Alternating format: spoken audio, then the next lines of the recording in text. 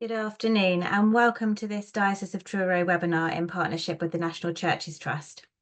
I'm Rebecca Evans, Ministry Development and Inclusion Officer for Truro Diocese, and today I'm joined by Oliver Lack, the Communications and Impact Officer for the National Churches Trust, and Karl Newton, the Deputy Chief Executive Officer.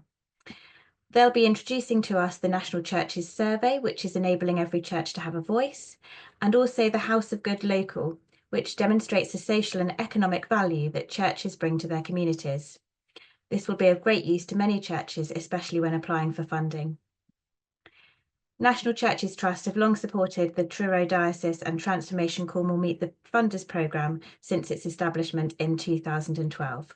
So it's a pleasure to welcome them here today. Thank you, and over to you, Karl. Thank you very much, Rebecca, and thank you very much, everybody, for joining and for listening on the recording too. Thank you for your time, and really appreciate the opportunity to talk to you. It's terrific. So my name's Karl Newton. I'm the Deputy CEO, and I'm joined by the wonderful Ollie Lack on this recording as well. We're going to talk to you first of all about the House of Good Local and take you through a practical example of how you fill it in, and then we'll also talk to you about the National Churches Survey. That's currently live at the moment, and we're going to encourage you to participate in that and remind you that the closing date for that has been extended to the 13th of July. But first of all, just a couple of words about the National Churches Trust itself. We're a charity. There are a number of us, 23 members of staff we have. We cover all the UK's churches, all 38,500 of them, all different denominations. It's Northern Ireland, Scotland, Wales and England, and the Channel Islands as well. We do a number of things as a charity. In our strategy, we've got three elements: build up, open up and speak up. With build up, those are the things that you're probably more familiar with around awards of grants for maintenance and repairs. And we give around about 300 grants a year at between £2.5 to £3 million a year as well. We also have lots of sessions on advice and training sessions as well, dozens of those throughout the year, and they're all on the website as well. So if you want to partake in those, they're really good. There's a recent one, the recording might be up there, on an in-kind direct, which I thought was particularly good. It could be very helpful for a number of churches, so that's something to look into as well. On the open up side of things, we try to help churches meet their community needs and support things like church tourism, so that churches are open and welcoming to lots of members of the community. But these two elements here, the House of Good Local and the National Survey, really come under the speak up sections of the work we do as a charity. So what we try and do is talk to politicians, get stories in the press, talk to the public about the great work that goes on within the nation's churches, but also the challenges that they face. We're aware that churches are a very diverse bunch. There's the great differences between listed churches, rural churches, churches of the different denominations, churches in different nations, churches that are in areas of multiple deprivation, churches with high numbers of volunteers, churches with a long-standing band of small dedicated volunteers. Every church is different, but what we're trying to do with these two particular tools, the House of Good Local and the National Survey, is enable each church to better tell its own story. So the House of Good Local, which we'll show you in a second, that empowers you as an individual church to show your own social and economic impact. So Ollie's going to take you through some measures. Now, we know that the things that we're counting here don't tell the whole picture, but we thought it was better to try and use the information that we had at our disposal so that you're able to show some of the work that you do. So we know it's not all encompassing, but what we wanted to do here was we thought it's better to try and tell part of the story rather than none of the story at all. So there's a whole set of calculations and a whole things that Ollie will take you through that we're looking at there that we hope you'll be able to use in a way that might help with grant funding applications or inspire volunteers or help with better relations. What we wanted to do was enable you to be better able to tell your story. So this is something for you to take away and use at any point that you like in the future, and it's also free. And I would like to thank the Benefact Trust and State of Life for helping as part of this project. It's very important that both of those get acknowledged. State of Life are very helpful to that, and Benefact were the funding behind that. The national survey, as I said, you've all got different stories, you've all got different approaches. What the national survey does is it takes all those individual stories and puts them together as a big whole, so that we're better able to represent all of you at a national level and a local level, at a societal level as well, and put together some more research that's hopefully going to have a big impact for several years to come, so that we're better able to speak up for you to government, within potentially your own denomination, and all the press and the public too. So these are great initiatives, and we'll tell you some more about them. So I shall hand over now to Ollie to take you through the House of Good Local. Over to you, Ollie. Thanks very much, Karl. I'm just going to share my screen very quickly. Be great if somebody could give me a thumbs up that they can see that okay. Brilliant. Thanks very much. So the House of Good, as a kind of broad spectrum of research, began in 2020, and it's our program that looks at the contribution that churches make to us and trying to measure that and to be able to provide some figures to show the context behind all of the things that churches do. So that began in 2020 with the original House of Good research paper, and that was updated in 2021. That was the last time that we did the full sort of picture, and that showed that churches in total across the UK provide more than £55 billion worth of social and community good in every corner of the UK. So that's a sort of multiplier effect of more than 16 times for every pound that's invested in churches. And so we're really proud of this research that shows all the things that churches are doing. We followed that up in late 2024 with the House of Good Health, which looked at all of the things that churches do in support of the nation's health, whether that's through food banks and keeping people well fed, mental health support, and things like drug and alcohol support as well. And just using four sort of areas of study for that, we were able to identify that churches provide £8.4 billion worth of cost relief for the NHS every year. So that's another really big figure that shows all the things that churches are doing. And our most recent part of the puzzle, as it were, is the House of Good Local, which is not a research paper as such, but a tool that we've developed thanks to funding from the Benefact Trust, as well as the sort of economic brains at State of Life. It's a tool that will help each individual church to show the community and social good that it's doing. So it's based on the core measures in the original House of Good research, as well as a couple of others that we've been able to add around things like music groups and choirs. So if you are able to see my webpage now, you'll be able to see the main landing page that you get to if you look for the House of Good Local. And as you can see here, there's a bit of context to the tool and how to use it. We've got a guidance page here, which if I click here, you'll be able to see it. Just explains how to set up your account, some information about each of the measures, and also some of the things that you'll be able to do with the results once you have them. And there's a PDF that goes along with that as well, which I've got open here. So this just shows again a bit of context to the tool itself and how to set up your account. And we've also got in here some boxes where you can fill out the figures if you we know it's something that some people find it's easier to do, to collect all of the information first before they then go online to use the tool itself. So you've got some boxes here if you'd like to do that. But back to the main part of it. The tool you can find just with this button here, and it will take you to a separate website where you'll be able to fill in your details. So the first thing to do is just very simply fill in all of the basic information about your church. So I'll use literally St. Examples Church. I'll use our House of Good email address for that. I'll just call it church. Church of England, intro.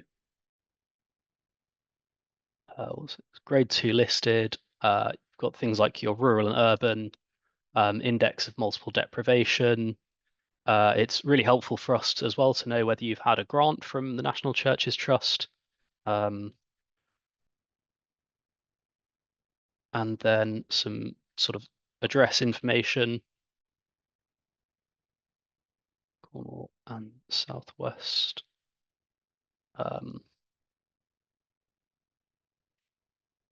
So once you've put all of this information in at the start, you'll be taken to a statement just to check that you're happy for your data to be processed as part of the tool. And once you click agree here, you'll be taken onto the social value calculator. Now at this point, you won't need to set up a login or a password, but your information is saved, so you'll be emailed a link back to the tool, and if you need to at any point, you can get back to the calculator from that, and it will save everything that you've inputted. So if you do want to fill out some part of it and then come back to it at a later date, then that's perfectly possible, and we'd like to think that it's very simple without the need for passwords and things like that. So you get a bit more context just on this page, and then you'll be ready to start adding your activities. So the first question is around how many attendees you have at your main service on a typical week. So let's just say, for example, that's 20. And then you can see there that it begins to start the conversion process into that financial value. And you get this box as well that just allows you to put in some further context, which might be helpful for yourself later down the line. We also have a box for church expenditure, and some people sometimes have asked us why we include this one, and the reason for that is that the expenditure that your church makes is also makes up some of the financial contribution that your church is making to the local economy. So whether that's by paying tradesmen to come and carry out maintenance, it's part of the impact that you're having. So that's something that we were also including in this. And let's just say that's £50,000 a year. We then have the total number of regular volunteers. So that's people who volunteer at least once a month. So let's say, for example, that's 8 in this case. And that might be broken down, and this is where the box comes in handy as well. You can say that there are 4 volunteers help with gardening each month, and another 4 that help with services.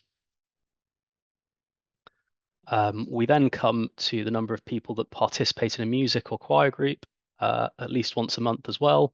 So this, maybe let's say that's 12, and this is the regular participants at the weekly music group. The total number of people who attend drug and alcohol support sessions regularly. So this might be something that's run by an external organization, but that doesn't matter. We're counting with this tool everything that happens under your church's roof. So it doesn't matter if it's Alcoholics Anonymous come in once a month to run a session. It can still be counted as part of your church's contribution. So let's say that's another 10 there. Then we come to the food bank, and it's the same for all of the measures. If it's something that happens in your church, even if you don't run it yourself, then it all counts as part of the same equation. So let's say at the food bank we have 25 regulars, and this is food bank run by the Trust.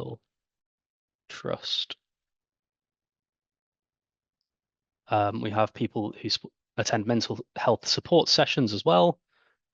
So let's say, for argument's sake, that that's not something that the church does. You can just put in 0, or you can leave it blank, and it doesn't matter for part of the tool and the result that you'll get out of the end of it. So not something,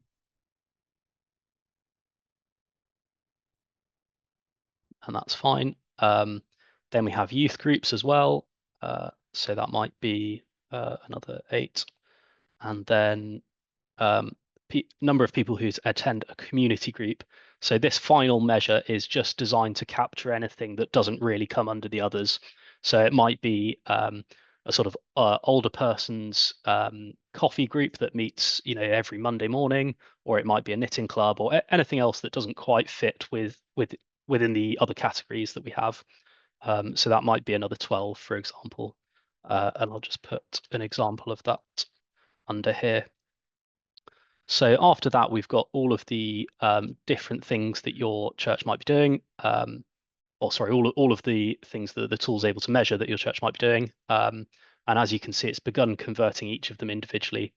So if you click Save and Review, it will take you to another page. This might look a bit daunting because it's popped up with a few sort of warning signs, but this isn't an issue at all. This is just letting you know that the further information box hasn't been filled in for some of them. So it's not a requirement, but if you do want to include it, then this is just a reminder that it's not been completed in this instance. And you can see the breakdown here. You've got a nice pie chart that shows the contribution of each measure to the total. So on this one, you can see that I think that's the food bank is the largest sort of piece of the pie. And again, you can see running down the right-hand column, the sort of units and then the financial conversion that's been put into. After this, you click the download button, and then you've got the option here. So you can download the results as a CSV file, so that will appear in Excel. And some people find this really useful. I don't think you're going to be able to see this if I open it, but it just to have the same information in a table that you can really easily refer to or plug into any other calculations or sort of reporting that you might want to be doing at your church. The other option is to download a PDF, and this is something that we think is really useful as a sort of visual aid that outlines the impact that your church is having. So if I open that, you'll be able to see it. So again, you get the pie chart that breaks down all the things that your church is doing very visually, and it obviously comes out with the total value as well, which in this case is £308,278. And some more context about what these numbers mean, where the analysis has kind of come from. And then here is where you can find the descriptions of all the community activities that you've inputted. So, you've got the service there and the weekly music group here. So this PDF is something that you might like to share with funders to demonstrate all of the things that you're doing for the community, or something that you could just put up on your church notice board to, encourage volunteers or the congregation and sort of maintain a positive feel about what it is you're doing. So that really sums up the tool itself. If you do have any questions, then feel free to let us know at any time. Obviously, we'll have a chance for that at the end of the session today as well. But you can always get in touch with us by email, and we'll be very happy to go over everything with you. So thanks very much for listening, and I'll hand back to you now, Karl. Thank you very much there, Ollie. Just a couple of things I'll just follow up on all these fantastic presentation overview, and I think that's really helpful having a practical session just going through how it can help. Just to reiterate some of the points that he made, none of the questions really are compulsory on that calculator. Even at the start, when we're going through looking at any of that biographical information in relation to your own church, one of the things there that I think is important to say is that we're not making a judgment that one church is better than another church or more important than another church. So I was very insistent at the beginning in trying to say that what we're trying to do is enable your church to better tell your own story, because I think in these cases context is everything. There's lots of different approaches that denominations have to sacred spaces and to community projects. There's lots of differences between them in terms of volunteer support and also the expectation that and the needs that an individual local community has. What this is doing is enabling you to describe the things that you're currently doing in a way that that either volunteers or outsiders, whether they be planning officials at a local council, for instance, or people in your local community can easily relate to. And having that financial figure, we think really helps with that. Why do we have those particular calculations on there? Why is it those 9 and not other things? The answer to that is these are the things that we were able to actually work out the calculations for. We'd have loved to do other things. So one of the things that we want to do down the line would be, for instance, to establish a heritage score, for instance. What is the impact of someone entering into a beautiful building? What impact does it have on their well-being, for instance? That we haven't yet been able to establish a kind of longitudinal study that shows someone, a whole group of people before, during, and after that kind of thing, going over a number of years. But we have done with all of the other things that you can see within there. We've had about 250 individual churches use this since it's been going live for the last few months, which I think is terrific. It took us about 18 months to develop, and we're really hopeful it will be a useful tool for people to take on and use. But we've put it out there, and hopefully you'll be able to make some use of it and have a look at what you do and talk about it. I'm now going to go and talk about the National Churches Survey, which is the other angle from the thing that I was talking about in terms of trying to take your church and its particular voice, enabling its impact to be heard, this time joining together with lots of other churches to help create a kind of national voice for change. So that's what we're after, really. With the stuff that we're doing around the survey, it's to better promote the work that you're doing as a church, and also to enable the wider public to understand the challenges that you face as well. We last did a survey, a really big one, back in 2010. We did a smaller version back in 2020. So we think the time is now right for a new survey to take place. What we've been doing this time round is trying to work in conjunction with all of the different denominations across the whole of the UK. So different denominations, faith and heritage groups. We've had meetings with over 50 individual organisations over the last few months to work through the survey. And we've also had quotes in support of the survey, which you can all see on the website, which I'll go into in a second, all saying why it's important and encouraging you to participate in it as well. We're really hopeful with this survey that we can build up a proper picture of Christian churches across the UK, better understand the problems that they face, and also the solutions that will help make them better places, really, and keep them open and in use. As part of the survey, we've set up a steering group, so it's all been run properly, as well as having a trustee on the steering group to make sure we've got our own governance working properly.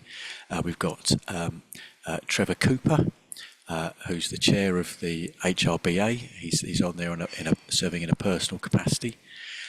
We've also got Professor Kate Giles and Dr. Louise Hampson from the Centre for the Study of Christianity and Culture at the University of York. Professor Francis Davis from the University of Birmingham. We're also working with Will Watt, who's the director of the State of Life organisation as well. And we're also working with a firm called Whitestone Insight, They're headed by a man called Andrew Hawkins, who's been a pollster for decades and founded the firm ComRes, which eventually became Savanta. So we've assembled a really bona fide team to go through and look at the questions, analyse the process which the survey is going out, and also analyse the data as well. The survey's gone live on May the 6th and is going to close on the 13th of July. We've had just over 2,000 responses so far that's come into it. So it really is at this point the kind of biggest survey that's taking place, covering all denominations and all different nations across the whole of the UK. So it's really important that you come in and play your part in this, so that your voice doesn't really miss out. The survey itself is an extensive survey, because the issues that churches face are extensive and the work that you do is extensive. So we're asking questions such as, the nature of the age of the building, how frequently it's used for worship. We're also asking questions about the physical state and the care of the building and its facilities. We're also asking if the building is used, for example, by the local community and the activities it supports, how the building is managed, financed and supported, and also your degree of confidence about the future of your own church building. So one of the questions we ask is, do you think your church is going to be open in 5 years' time? And we've got a scale for you to evaluate that on. So those are the kind of questions that we've set out. I'll just get my website up so you can have a look. Let me go into here. Hang on a second. There we are.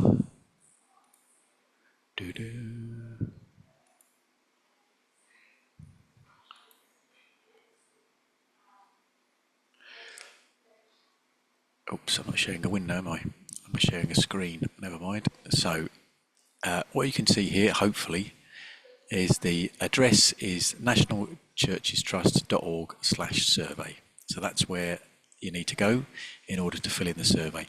And a simple click here will take you through to complete the survey. And it's all set out there, setting out why it's important and everything else as well. I'll just take you back a notch too. So we have some guidance here, just like we had with the House of Good Local. It's got some frequently asked questions about the survey. So it's going to take you through who should fill it in, saving your progress, how long it takes to fill in, how the data is going to be used, when will you see the results of the survey as well. I've also got 1 or 2 pointers about each of those sections underneath there. We've also got on this particular section here the ability to download the questions. So what you're able to do here is, if I click on that, that will take you through right through here to the survey as a whole. So you're able to print that off if you would like, and then go and work out the answers, because I don't think any one particular person is going to know all the answers to every single question on there. But what you'll be able to do then is go through, check the questions, and then go back and add them into the survey. So once you've set that thing up, it's actually quite quick to go through it.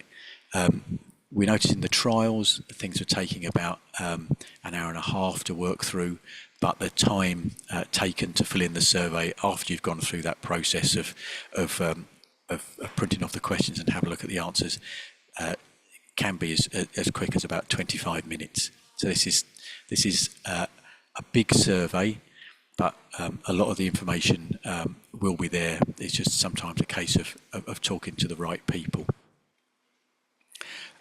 One of the things that I want to address really is around the role of rural communities. This comes up potentially in relation to the House of Good Local, but it also comes up potentially in relation to this survey as well, particularly in relation to when we're asking about community support. So one of the questions that's typically asked about community support is, in asking about this, it's unfairly discriminating against rural churches, because most of the things that we're showing or listing as examples are only applicable to urban churches. As I said, for the House of Good Local, I said that context is important, and we're not saying one church is more important than another. What we're trying to do is show it's better able for you to tell your own story. For the survey of the difference between rural and urban churches, I think they face different challenges and at different points. As you can see there, with 57 questions, this is an extensive survey that will cover all different aspects of your church. So, if, for instance, when you're going through the community activities side of things, and that's not something that your church really does on a regular basis, then that's fine to leave that blank. That's not a problem. Just with a House of Good Local, none of the particular categories are compulsory, but it will help us to understand the wider picture, because we'll be able to say that, for instance, rural communities are being supported by churches in this way, but not particularly in this way, and potentially to explore the reasons behind that. It'll also be able to show us, for instance, when we're talking about friends groups and fundraising for the local congregation, if your church has extensive maintenance and repair needs but no friends organisation, that's not a value judgment that says this church needs a friends organisation. What it does is actually show that you need support from other people as part of that, whether that be at a county level or a diocese level, or even really at a governmental level. And those are the things that we're hoping to show in this survey. As we go through it, I just wanted to show you here some of the quotes that we have in support. So we've got ones from ACAT, Caritas Westminster, the CCT. We've also got ones here from the Church of England. This came from Emily G. And there she's really reinforcing the importance of filling in the survey as a whole. We try to make the survey as all-encompassing as possible. We did a trial of over 50 churches of a whole variety of denominations in different parts of the country, just to try and make sure that the questions were as applicable to those of a Pentecostal faith, or a part of the Roman Catholic tradition, or Baptist, for sake of argument. So we also have quotes in here, not just from the C of E.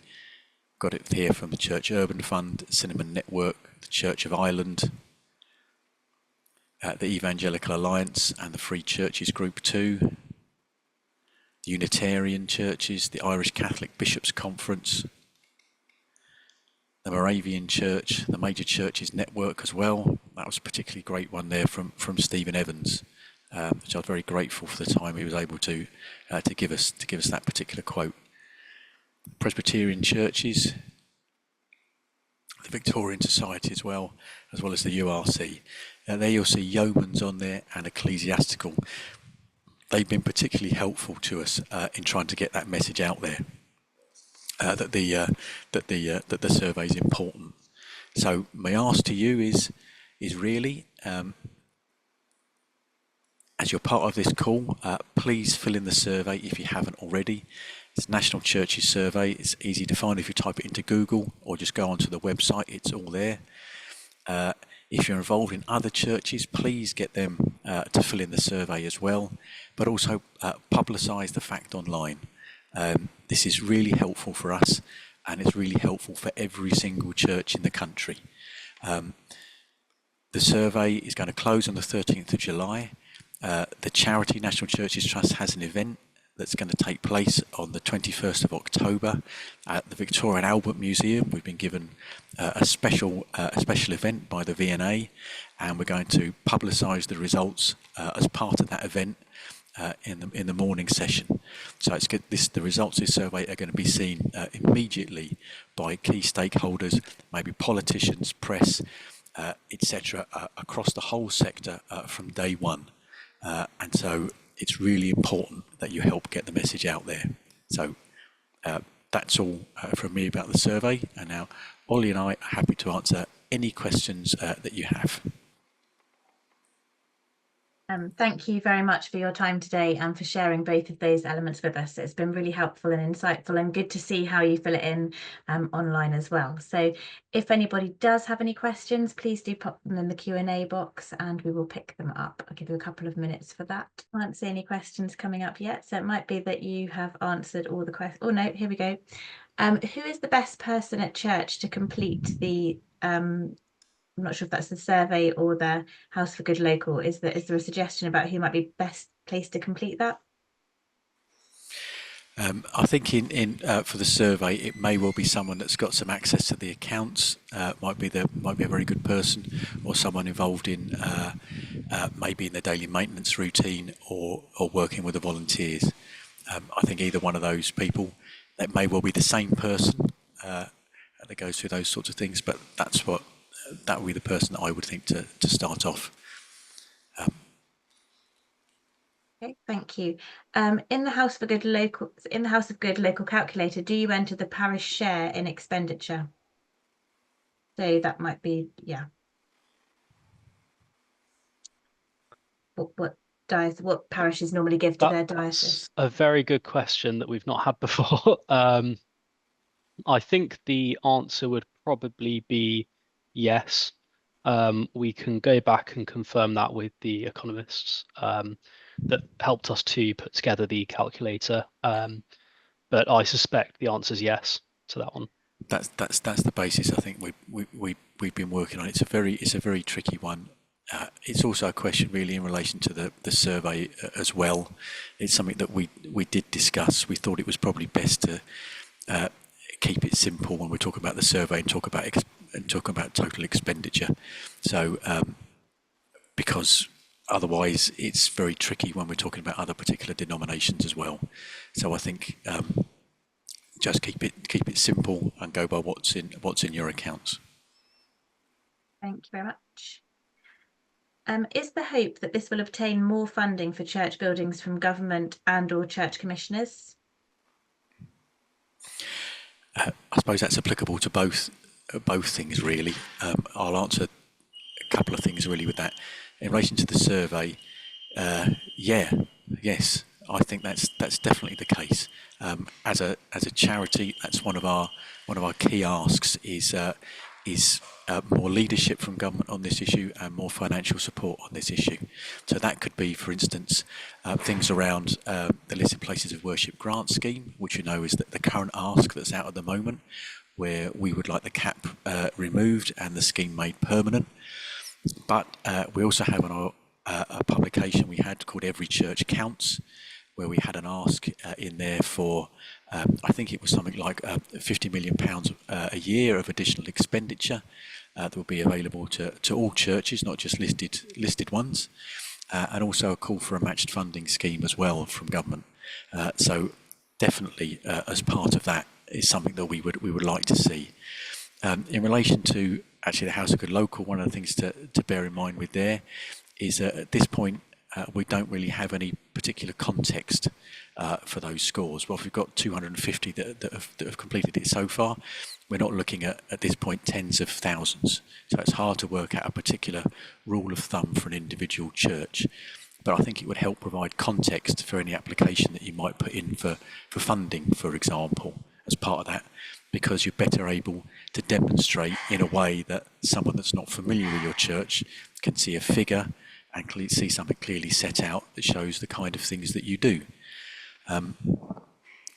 One of the aspects that we're doing with the House of Good Local, and one of the reasons why we set it up as a database rather than an app, is because we're able to look at the results at the back end, and then over time analyse them and look at the kind of information that's come through. That's why we have that kind of biographical information at the beginning. That doesn't impact your score, but it gives it a wider context for it, and so over time we'll hopefully be able to do some analysis for it. So House of Good Local, it's context, we think, and the National Churches Survey, it's definitely intended to get greater support for the nation's churches from the government and future governments. Can I just add a little bit to that, please, Karl? Yeah, so one of the things that we've been really pleased with in recent months as the listed places of worship grant scheme's been debated in government is how much our figures have been used to illustrate the context of church buildings across the UK. And so one of the things we've been encouraging churches as well as our own sort of fundraising supporters to do is to write to their local MPs explaining, how valuable a church building can be in a community, not only for its heritage and tourism value and as a place of worship, but also as a place of community support. And so if you are writing a letter to your local MP, then this might be a really good figure that you could include to illustrate the things that you're doing and how much impact it's having. And I guess that's one of the things that is particularly prevalent in rural communities when we're seeing the closure of so many other community buildings within those places, so that in some cases within the diocese, the church might be the only community building in that place. So it's really helpful from a rural context as well.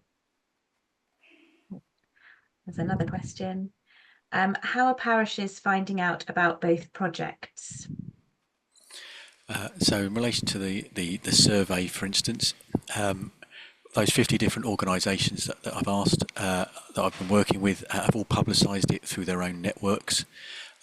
We've also publicised it through the newsletters that go out from us. We've tried to work with national and local journalists to talk about it too. And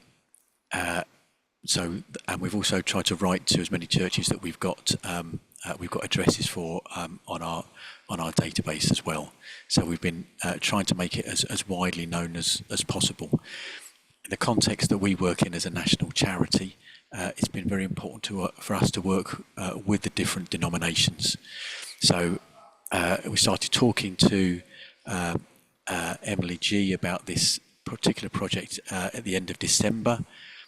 Sophie Andre, for instance, from the Roman Catholic Church around that similar time as well, just so we were able to progress this in a sort of collegiate stakeholder way and trying to bring everybody on board with us, because it's important for us that this survey is seen as something that is value added to the whole faith community that we operate in, and not seen as something that's just in the interest of one particular organisation. So we want it to be of benefit across the sector. And then for that, the House of Good Local, we've similarly publicised it within our own newsletters and amongst the National Churches Trust friends as well. And you'll see, for instance, on the website, we've done a training session with those that's recorded too, where we go through this and answer some other questions behind the calculations as well. Are you aware of other things we've done, Ollie? We've done a bit on our sort of social media channels and on our website, but yeah, that I think you've summed up all the things we've done to sort of reach beyond our usual audience.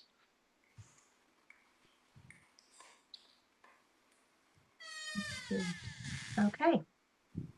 Right. Well, it doesn't look like there are any more questions appearing. So thank you very much for joining us today. And we will make the recording of the webinar available so that you can share it wider with other churches around you if you wish. If you think that particularly if somebody's applying for funding, they might find it helpful to have a look at this. And thank you to all those that have given up their lunchtime today to join us. But I hope you found it helpful. Thank you. Thank you very much. Thank you.